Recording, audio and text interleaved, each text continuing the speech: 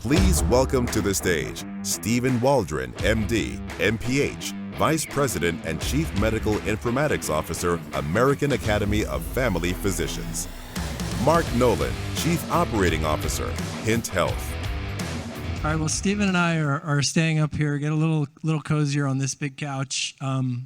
So we were going to talk a little bit, as it came up in the last session, there's clearly been a role and involvement of AAFP and some things that are going on in DPC, and we wanted to dive a little bit deeper into that. And Stephen, maybe the first question for you as it relates to that is, so Dr. Bushman, Dr. Pastor shared how the Robert Graham Center was involved with that work, but there has been broader work. And can you just share with our audience, like, where is AAFP's interest and involvement in DPC coming from? Yeah, absolutely, being able to do that. So the AAFP has been interested in supporting DPC for quite some time. We have our DPC Summit, which is usually in the July timeframe. Many of you probably know Bethany Burke, who's now the Chief of Staff for our CEO, has been leading a lot of our efforts. But we've also been very focused on helping our docs get out of fee-for-service into some type of prospective value-based care.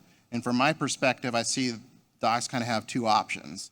You can do DPC, which is prospective and value-based, where the patient is the one right now determining the value, or the employer that we just spoke about.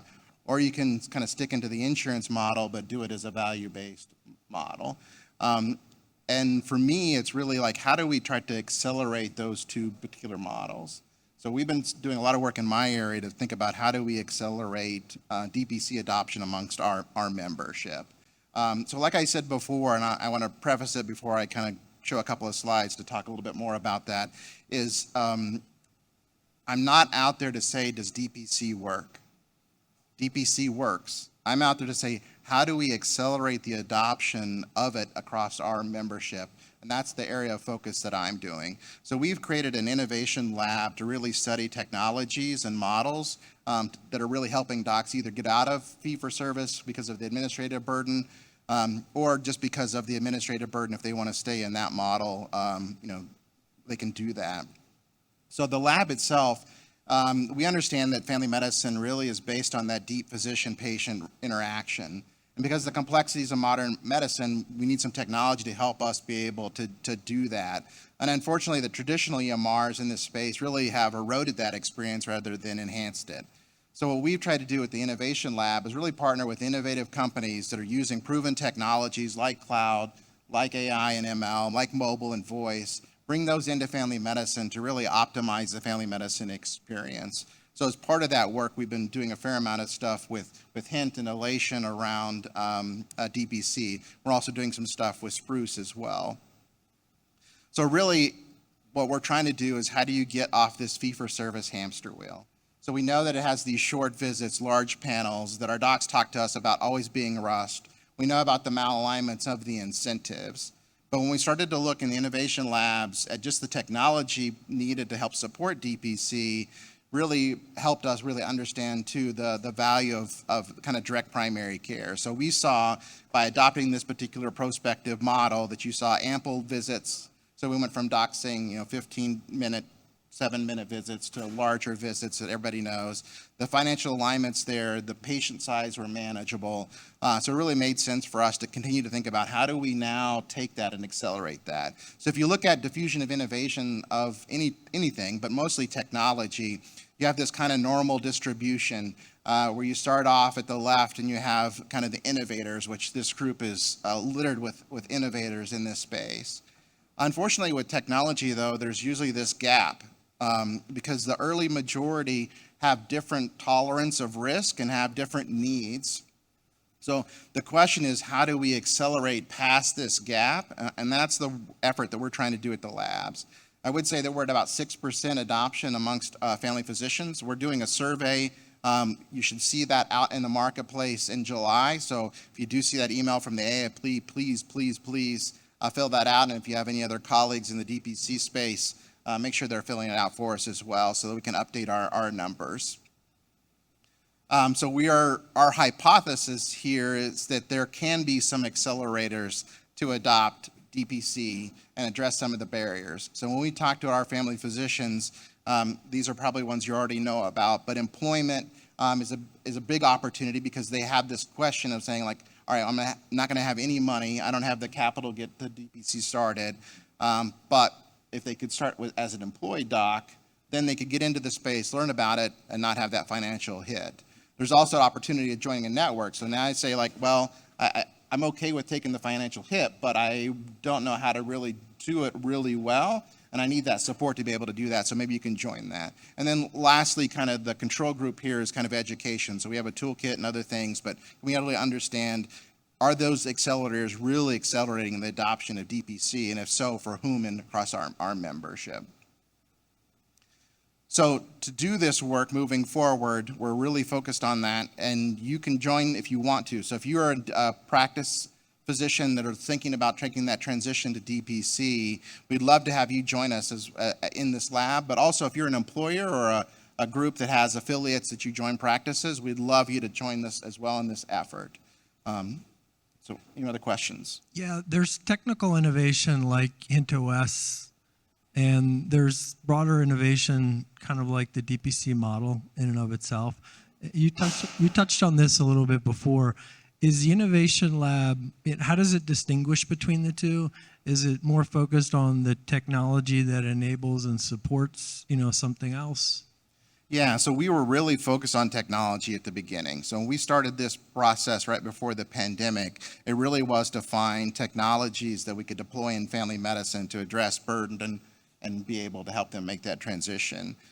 So when we started to look at that, we saw these practices all in DPC using this kind of platform of solutions, and felt like we need to better understand, are those essential innovations for a DPC practice? So in our labs too, that we really focus on particular technologies, but we also want to know like what's the category of technology that needs to be there.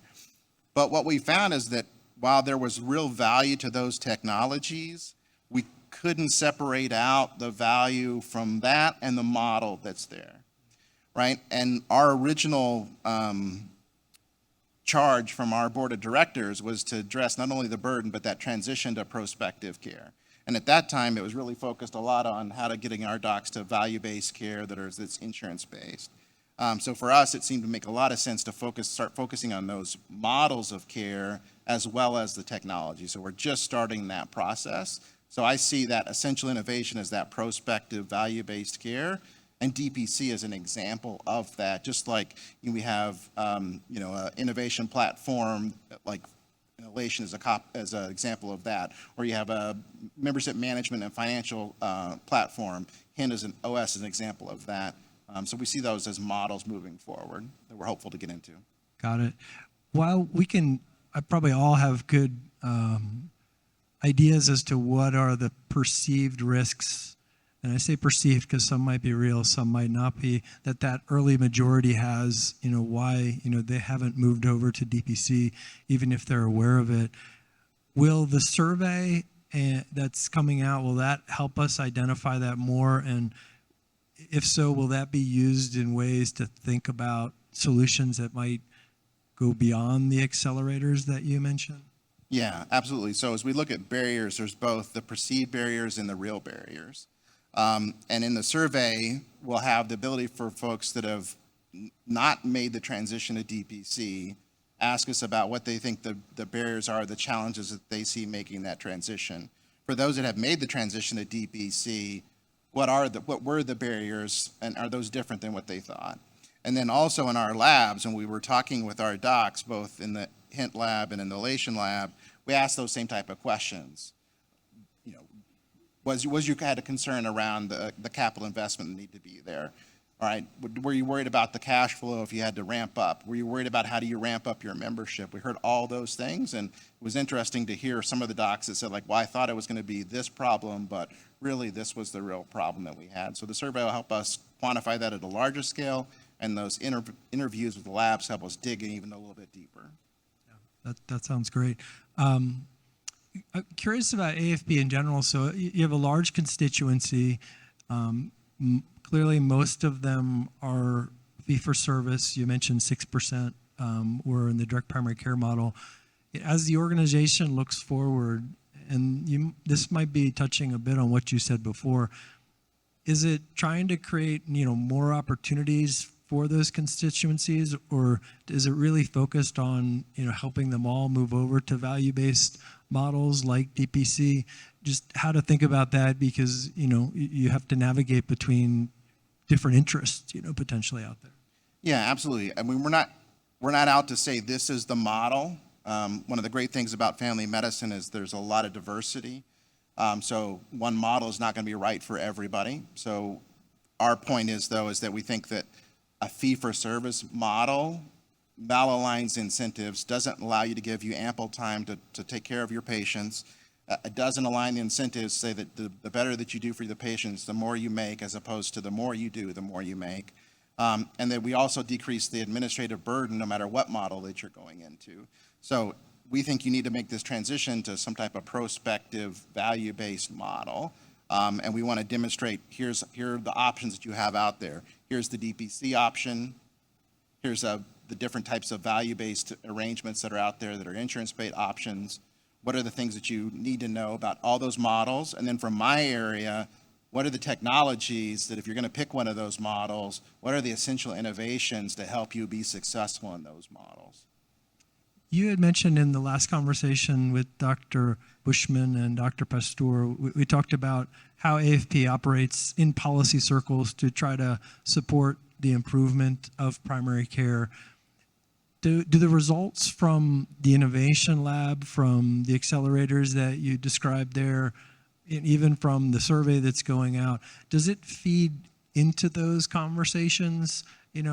Is that data points, are those data points that are used? Just, how does that work, if you don't mind commenting on that? Yeah, no, not at all. So the labs really are focused on our membership. So it's really to educate and let them understand kind of what type of technologies that they think about. So the labs themselves are really not used in the advocacy space. But all our survey data that we have is used. There's a big effort to increase the spend and reinvest in primary care that we're working with several different entities with. So we use a lot of our survey data to drive that.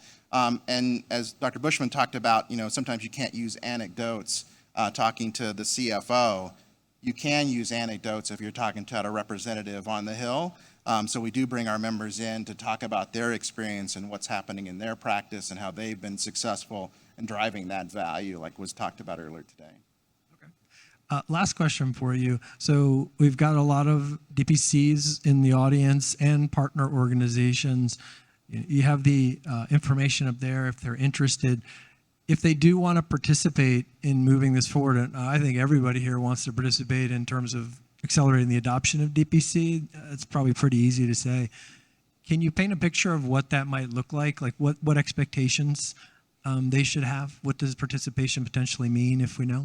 Yeah. So we're kind of getting this together. So it's a little bit of kind of flying the plane as you're trying to build it as well. But the way that this is envisioned, that if you're thinking about making the transition to DPC, no matter if you're saying like, I want to do it myself, I just want some education, I'm going to create my own practice, or I'm going to transition my current practice, or you're thinking about, I want to join a group. Either I want to be an affiliate to have my practice that I run it myself, but I have this affiliate that I can rely on to help me do that. Or if you say, I just want to get employed, really understand, does this really work for me and how does it really work? And then maybe I kind of decide to go out on my own later, or maybe that works great. If you're any of those type of docs, we'd love for you to come chat with us to be able to be one of the cohorts that we do. So what we do in these labs is we identify each cohort that we want to do. So for the employed, any of the folks that would say, I'm going to go through the employed route to be a DPC physician, we would want to do an interview with you. So we would do a 45-minute interview with you. We'd have a series of questions. They're really easy questions. The biggest problem is sometimes I ask you to pick a number 1 through 10 to represent something. So sometimes docs are like, well, I don't know if it's a 6 or an 8 or whatever. But otherwise, the questions are very simple. And then you go through the process. So you go and you get employed, and then we ask you those same questions again and really understand that kind of pro and con. So what did you think going in? What were your barriers you think were the biggest challenges? What do you think that employment was going to get for you? And then afterwards, were those the real barriers that were there for you as you made that transition? Did that employment help you in that? So that will help us at the end be able to say, for family physicians that are thinking about DPC, but are really concerned about the financial impact on them, and they have not financially set themselves up to be able to have a low cash flow for X number of months, then we think employment is an essential opportunity for physicians like that if they want to adopt DPC. And then you can get that message out more broadly to your whole membership. Yeah. And then if you're an employer, then what we want to be able to do is we typically do these lab webinars to educate people on what we're doing and try to recruit docs to participate in these. So if we find docs that are interested in being employed, we'd love to be able to have partners to say like, oh, well, if you're in Florida, here you go. If you're in California, here you go. Here are places that are looking to hire docs, or if you're an affiliate saying, I want to have a practice to join, we'd have that kind of clearinghouse of individuals that we could kind of match make as well, so that help us find those docs to make that transition quickly so we can study them. Great. Exciting stuff. I think that we're out of time, but thank you for sharing that, and appreciate the audience's interest, and exciting rest of the day, day 2, Hint Summit. Thank you, everybody. Thanks.